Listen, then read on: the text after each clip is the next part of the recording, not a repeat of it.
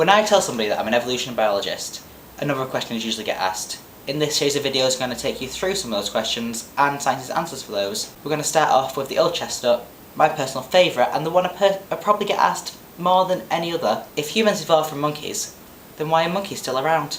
The answer to this is pretty straightforward, really. It stems from a misunderstanding of how evolution works. People assume that evolution is a strict progression from A to B, but actually, from a non-linear, non-subjective viewpoint, it's more like a big ball of wibbly-wobbly, evolution-y stuff. Seriously though, evolution is not a strict progression, and it's not a strict linear line from one form to another. Another misunderstanding wrapped up in this is the thought that evolution is the process by which things get more human-like. So things that are evolving aren't necessarily getting more like humans. In fact, they're almost certainly not. Rather, evolution is a process by which two populations of the same species can become isolated and will adapt differently to their different environments.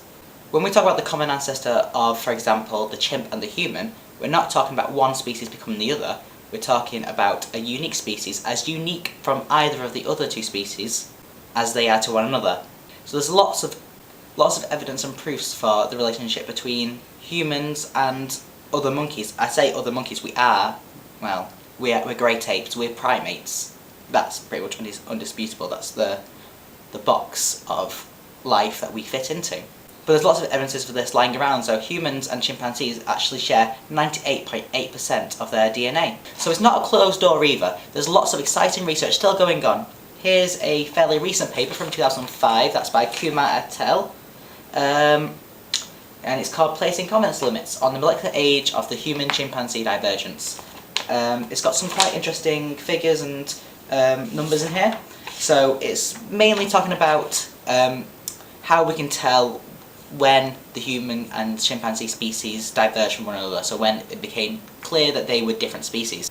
So looking specifically at fossil evidence and molecular evidence, that's DNA and proteins within the species, we can work out the approximate time that they diverged from one another. Using that evidence in humans and chimpanzees, it's generally assumed to be between 5 and 7 million years ago.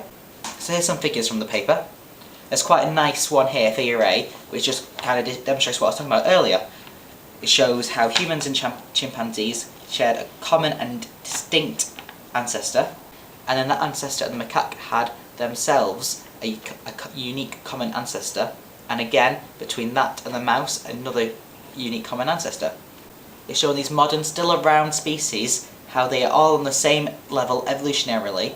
When we talk about something being more evolved than another thing, that doesn't really make sense. Humans are not more evolved than other primates. We just evolved for different things, so humans are more evolved for an agricultural, farming lifestyle, whereas lots of other primates tend to be evolved for arboreal, so forest life, and the diet that's unique to that environment. They are best suited for that environment. They're better suited than us anyway. We're not as able to move around the forest and find food and fruits and insects and eat all those sort of things as they are able to.